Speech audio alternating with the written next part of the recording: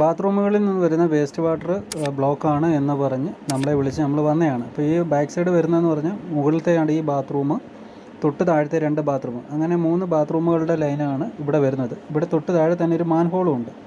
Cement കൊണ്ട് ഉണ്ടാക്കിയ ഒരു മാൻഹോളും ഉണ്ട്. ഇതിൻ്റെ അകത്താണ് ഇറങ്ങുന്നത്.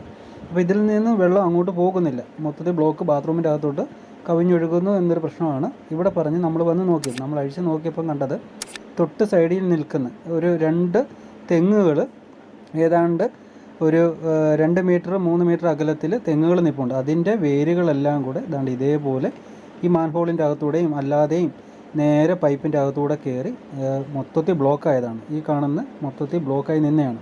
അപ്പോൾ ഇതിൻ്റെ തൊട്ട് സൈഡിൽ കൂടെ തന്നെയാണ് വാട്ടർ ലൈനും വരുന്നത്, അതുപോലെ വാട്ടർ ഹീറ്ററിൻ്റെ ലൈനും വരുന്നത്. അത് കട്ട് ചെയ്തിട്ടാണ് നമ്മൾ പുതിയതായിട്ട് ലൈൻ കൊണ്ടിട്ടത്. അപ്പം തൊട്ടടുത്ത് തന്നെ നമ്മളടുത്ത് 2 ലൈനുകൾ, ഈ 2 ലൈനാണ് ബ്ലോക്കായത്. ആ ലൈനുകൾ നമ്മൾ പുതിയതായിട്ട് നമ്മൾ ഡോറ്റി ഇട്ട് തൊട്ടിപ്പുറത്ത് ഷോർട്ട് ബാൻഡ് ഇട്ട് നേരെ മാൻഹോളിലോട്ട് ഇറക്കി നമ്മൾ ക്ലിയർ ചെയ്തിട്ടുണ്ട്.